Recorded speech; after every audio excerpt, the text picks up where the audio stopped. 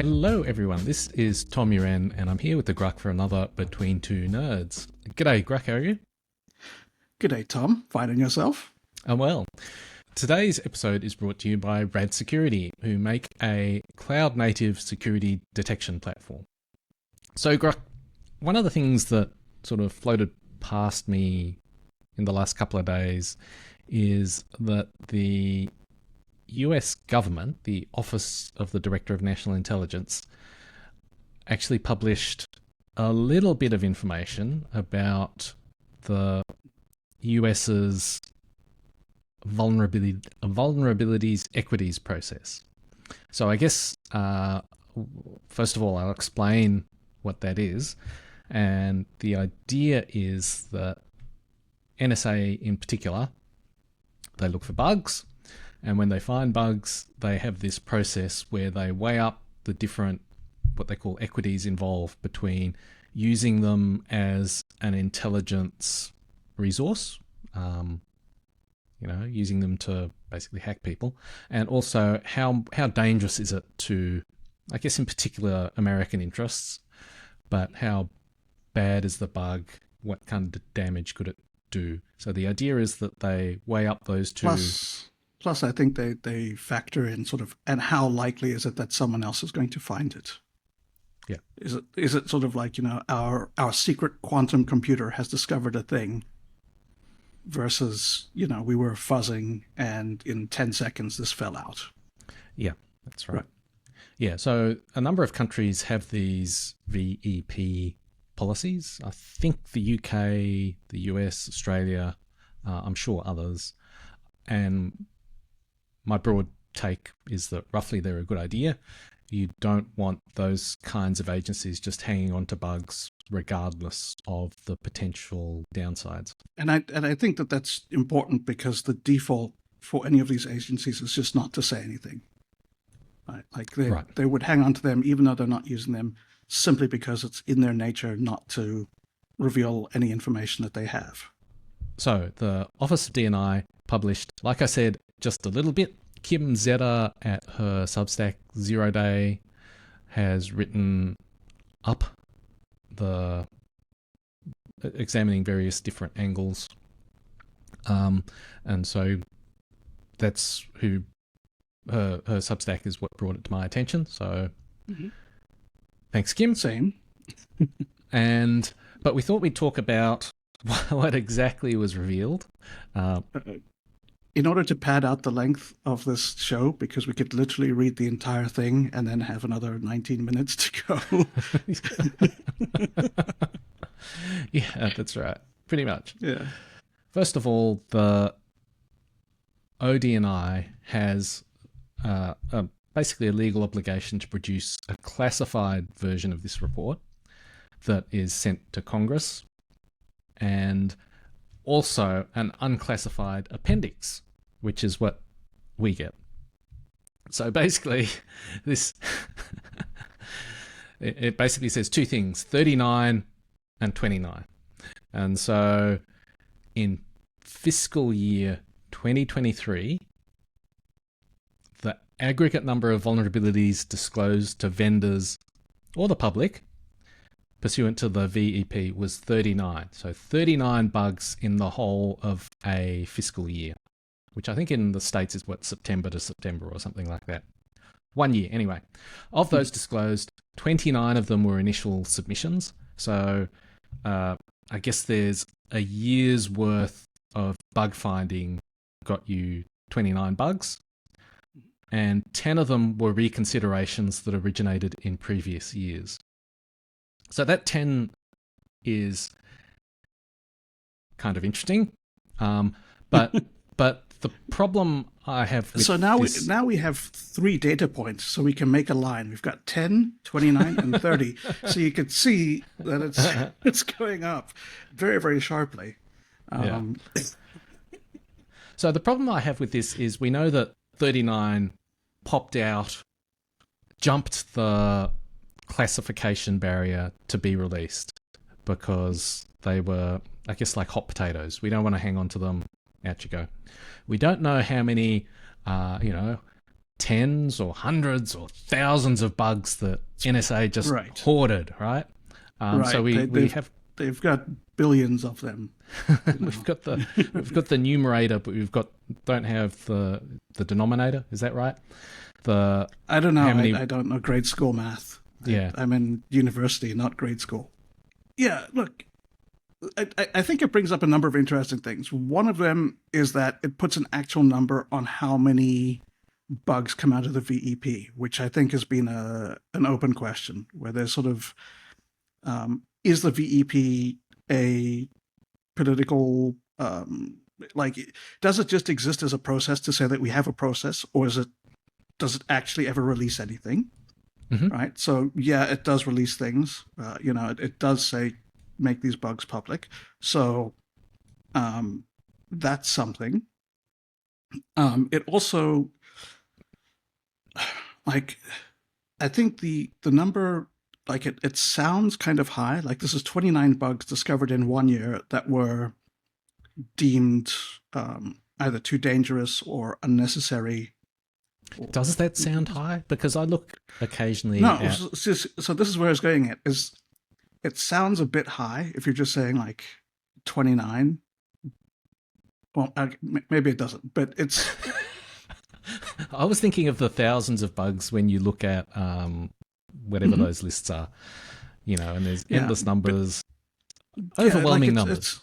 It's basically slightly less than the output of someone in the top 10 of the Microsoft vulnerability reporting club, which is pretty much 80% Chinese. So it seems like it's less than this, it's less than the public cohort does. So they're finding and reporting fewer bugs than people in public are. And to me, part of that is probably because of focus. So, the things that would be interesting to Microsoft, we found some sort of authentication bypass in Azure that allows someone with this level of access to exceed it and get that level of access, which wouldn't be interesting for an intelligence agency because it's just it's not something they would use. So they wouldn't ever look for it, right? So I think there's partly a focus angle, but I think the other thing is it speaks to, they just don't need that many bugs overall. I don't think they've got huge arsenals. I just don't see them having, when we saw the Shadow Broker stuff coming out, there were 5 bugs for the platform, and that was it. Right. I guess you would break down what you need to do to get access, and it's getting initial access, and then privilege escalation, and then, well, I'm sure there's other stuff you need as well. But that's it. That's you need to get access and you need to get root. And then, there might be 2 or 3 bugs involved in either one of those processes. But if you've got a thing that works, that's it. And then once you're there, it's all just clever techniques that get you from A to B without... Right. Once you're in, you get authentic credentials. That's what you're trying to do, is to be able to start impersonating people without leaving... here's the thing, right? Exploits are not ideal. They crash, they leave logs, they make programs behave in weird ways, by definition. And so they're not the things that you want to use by default, right? You'll use them if you don't have a choice, but it's not your first option. It's the thing that you use because other options that would work nicely just aren't applicable. Right. Yep. But once you can, you try and move away from them, right? So you gain access, and then you get, I might break into your box, but then I'm going to steal your authentication token so I can get access to your email without having to break into your box all the time. Yeah. So I was looking just this week at the state of ransomware, and the way that some of the more common groups nowadays get access is just by buying passwords. Mhm. or Yeah, guessing info stealer passwords. stuff. And Yeah. so, like, if it's good enough for them, like they're surviving perfectly well. Mhm. Leave aside government interventions that are trying to stomp on them, but the actual getting access part is not a problem. Yeah. Now, So mind you, their governments, bottleneck is not gaining access to systems, right? Like yeah, they've mind you, got that governments have solved. a much more selective about their targets, so they're not targets Right. of And opportunity. So there will be times right. when they have no other choice. Right. And also there are requirements of operational security which don't apply to ransomware, which do apply to governments. Right. So a government could do a complicated phishing attack, but they don't necessarily want to actually have a large email trail of Right. interactions with someone. Like they might feel that that's too high a risk. That the 1% chance that they might spook someone is too great a risk given the importance of this particular person. That it's much better to go with something else that's actually, you know, if it fails, at least it won't alert them. Yeah. You So know, I guess it's the right tool for the job. I sort of like I think of it a bit like it's burglary, right? Like if you're breaking into a house, maybe you need like a screwdriver or a crowbar, right? But you're not going to show up with like a chainsaw, 3 screwdrivers, 7 hammers, a range of crowbars. Well, you'll have one of It's those little glass cutting machines like they have in the movies. yeah, Suction cups. I think that's yeah, the standard break-in procedure. yeah. So what do we make of the, like I said, 39 disclosed, 29 Mhm. were discovered in a year. So that kind of gives you a rate of bugs we found that we don't think we can hang on to because the reasons we spoke about at the beginning, that they're either too easy to find, they're too dangerous. Well, I guess the Yeah, danger they is a could combination be. of easy to find and powerful or something like Yeah, that. they might also be not powerful enough, Right. right? Like you might find something and be like, oh, this is like it's bad, like it's a medium something, but it's not the sort of thing that we can use. Yeah. So So we may that's like, yeah. so that's 29, and then there were 10 that were reconsiderations. So what do you think those Why? 10? Why are they? So the Kim Zeta writes that the way it works is there's the VEP board, and if you decide to hang on to a vulnerability, it gets reassessed in a year, unless it's been found to be exploited by someone else. And then that's my impression was Yeah, it's an automatic, like you kick it out if it's being exploited. yeah. It's Um, just it's treated urgently through a different pipeline. Would be my like it from the way she phrased it and the way I would assume that it runs is if you're using something, you find out the Russians are using it, you remove their capability by reporting it, yep. even though it might damage your capability as well.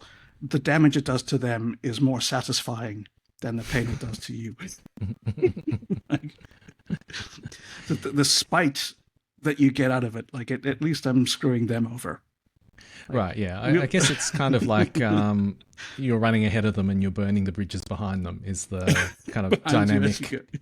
It's a bit of a tortured metaphor there. So those are Yeah. the So 10 don't fall into that category, is the impression, because they did go through the full VEP process a year later, right? They don't fall into the like someone else found them well, and is exploiting them, I think it's right? no, I think that's unclear. Because it says in the Okay. fiscal year this number was Ooh. released. So it at one extreme we have 10 of those that were found by criminal Others. hackers or adversaries. Yeah. Yeah. That So is there's possible. 10 collisions or Hmm. 10 that became surplus to requirements. Okay, and so surplus to requirements. What's your thought process there? Yeah, so like the way I'd see it is there's sort of One would be, okay, we find someone and he's using some obscure system that we will now do a special investigation on, find bugs, attack that system, do whatever we need to do, and then that ceases to be a case or a priority for us. So we no longer need that obscure bug. And so we can basically shelve that, and we're not going to need it again, so we can turn it in. Like, no one's going to fight to keep it available, right? The other one would be you've got one bug that you're using, and then you find something that's better. And so you switch to that. And now you've got this old bug, which no one else is using, but you're not using either. So you look at it and you're like, well, we don't need to keep it on the shelf because we've got this thing that's, like we've got this process that's developing new stuff. We've got this thing that we're actually using. And we've got this old one that's just like, it's difficult, it crashes, whatever. Like, it's just not particularly good. That one we can turn over. Particularly if it's in a component that's not, if it's in a component that's separate from the one that you're now exploiting. So it's unlikely to lead to, a patch that kills what you're using. Right. So you've replaced it with a kind of novel, different, navigates different path through the software or whatever to get you what you want. Yeah, you've got something that was exploiting Safari, and then you find a thing that exploits it differently and doesn't need, 5 bugs chained and, So, blah, blah, blah. So we've got 2 hypotheses of where these bugs are. One is collisions, where someone else has discovered the same or very similar. And we've got your hypothesis that it's obsolescence. They've been replaced. There's surplus to requirements now. Now, it occurs to me that if your VEP is working well, the whole point of retaining bugs is because you think that they'll be difficult to discover and exploit. And so if it's working well, we should be in the world where those 10 are all the ones that are surplus to requirements. Right. Do you buy that? That seems like a stretch. Like it just, on the other hand, I got to say, I think 10 collisions seems unlikely as well. Because, when we had the Shadow Brokers leak, like the bugs that came out, those weren't things that other people were finding. Right? Like Eternal Blue was not something that was on anyone's radar. I seem to remember it had been used for, was it a decade or something? It was some extremely long period of time. So Eternal Blue was this, like this SMB based exploit that basically gave remote system access without authentication, without interaction from anywhere in the internet. Like it was a god bug. It was great. And they were using it forever.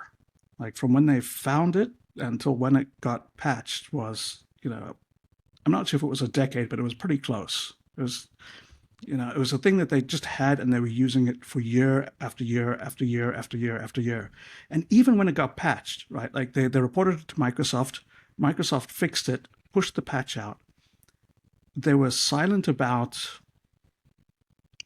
the urgency, I think. Like I seem to remember them saying, this patch comes out, it's got, IE fixes and some SMB fixes and some this fixes. And, as always, we recommend that you patch as soon as possible. Right. There was, I think, a month or 2 where nothing happened. And by that, I mean, no one came out and said, hey, that's weird. Looking at that patch, this seems like a major bug that would have affected all versions of SMB for the last 10 years. That would have given, anyone remote access. This was huge. Right? So no one was even looking at that once it was patched, right? Like it was just not a thing. It only became interesting when the exploit came out. It seems to me that the number of things that were necessary to exploit it was so difficult to do that it wasn't apparent even from the patching what had been fixed. Right. So, if that makes sense. I mean, like it wouldn't have been found by anyone else. Like they could have used it for another 10 years. Yeah. So that's an argument. Like, it sounds to me like that's an endorsement of the VEP process. If it existed back then, in the bug they kept was, it sort of fits the criteria of hard to exploit, very, very useful for them, but unlikely to be discovered. I mean, well, the evidence is it was never discovered by anyone else. It was, yeah. So there was, as I recall, I think there was some notice of its use after the patch came out from somewhere, but that's very likely it was just they were given it by shadow brokers beforehand. Right. I think that was Chinese or something, wasn't it? Yeah, that was my impression. It seems very likely that before these things were actually leaked publicly by shadow brokers, they were probably traded by intelligence partners because they would just be valuable like that. And I guess they knew the patch was coming, so you may as well get a few brownie friends for a short time. Exactly. Yeah.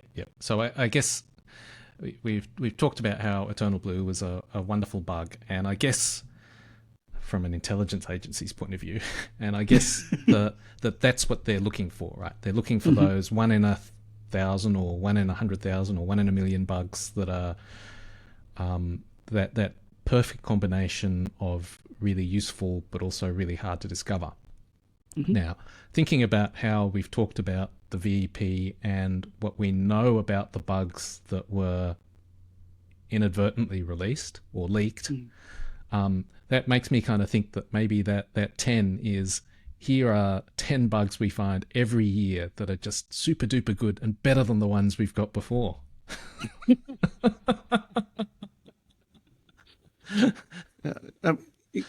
Yeah, it could be. It could be that, that version 2 comes out, now it's got chrome and tail fins, and you need to get rid of your old ones.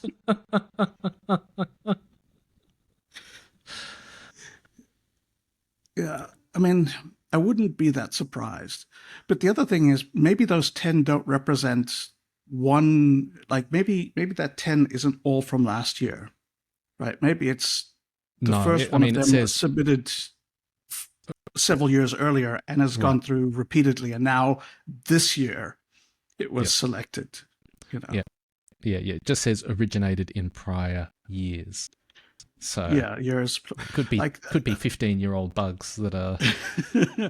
We're finally killing all of our SunOS 2.1 back catalog. I guess that's the other possibility, right? That Windows XP is now old enough that you. Windows for Workgroups has finally been retired from exploitation. Yeah, I mean, that's possible. I feel so. I think that it's also kind of funny that they say, like, how many of these bugs were patched, we don't know because we don't track it. Yeah. So, you just throw it over the fence and whatever. Yeah, it's your problem now. So, in principle, I'm a fan of transparency. So, just because I think in theory, this is a good thing. There's too much secrecy becomes a default, and so there's too much of it. Right. I like the idea of having these kinds of reports that are unclassified and that we can podcast about and try and read the tea leaves. We like getting that glimpse behind the curtain, even if it's just sort of slightly underneath the curtain and we can see someone's toes. But does this even tell us anything? Because we've come up with, I guess, speculation upon speculation based on what we know. We've got one number, and then it's subdivided into 2 other numbers, and somehow this is supposed to tell us something useful. Yeah, so I was actually thinking that the real proof of the pudding is how that agency operates. So it's nice to know that it's got a vulnerabilities equities process. Like, I think that's good that we know that. Mm. But does the number make any difference at all? Because what we really want is not to Of have... our 200,000 bugs that we found this year, we are turning over 39. Or sorry, we're turning over 29. Well, I mean, Or, not even that. I think it's we don't want to discover that there have been planet-melting bugs that NSA held onto. We don't want to learn that it's gone, that they're holding on to too much. Do you know what I mean? So I disagree, actually, in that I think it's fair for them to... So if they find something that sort of meets their criteria, and that it's hard to discover, it's super useful, all of these things, I think if they hold on to it because no one else has it, right, like they don't see it's being used anywhere else, and they have that visibility, I think it's fair that they don't report it, because it's not a vulnerability until it becomes known to someone who's abusing it. So I personally think, for example, that with Eternal Blue, for the, let's say, 10 years that it was kept by NSA, during that 10 years, the industry was not mature enough, and organizations were not mature enough to be able to push out a patch, adopt a patch, and get it widely deployed. Like, I think that if they had released it earlier, it would have been WannaCry every year for a decade. Like, I seriously do think that that's what would have happened. It would have been a very bad bug released into an environment that was unable to defend itself because it simply lacked the tooling and the maturity and the practitioners to deal with it. It would have been something very bad for a long time.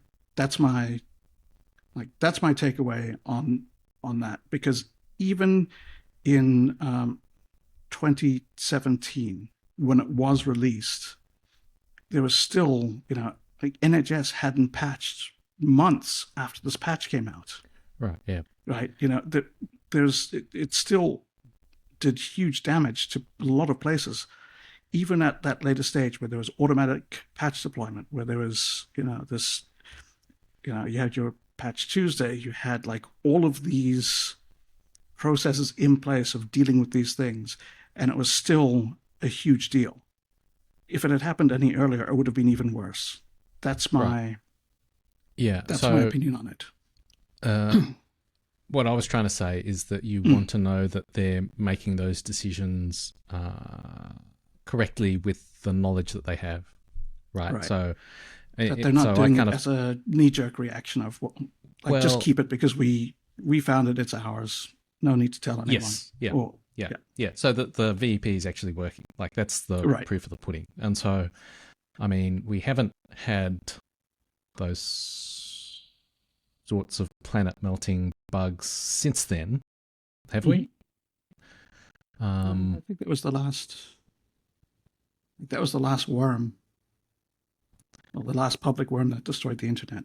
Yeah, so I guess my point is the proof is in the pudding rather than the recipe or the numbers that make up the pudding, and so I guess necessarily with kind of intelligence services, there's this level of trust where you have to trust that the oversight processes are working, and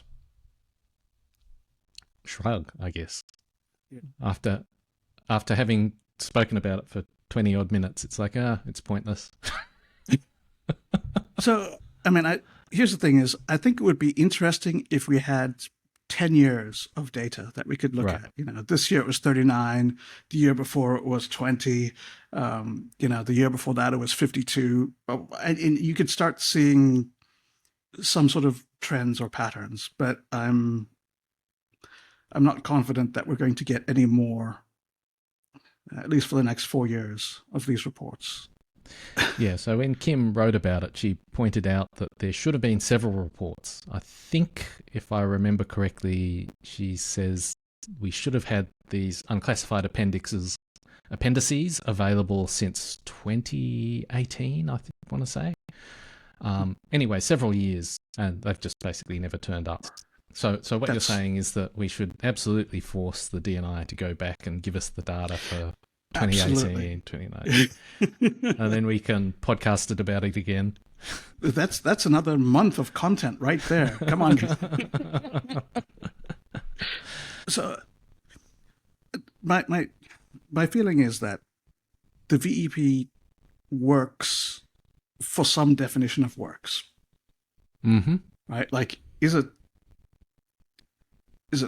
perfect in that, the only bugs that are retained are these super cool ones that no one else finds, that, etc. I don't think that's true, but I do think that can't be true, can it? Right. Because, if some person found it, some other person can find it. They have a 100% success rate. That obviously not.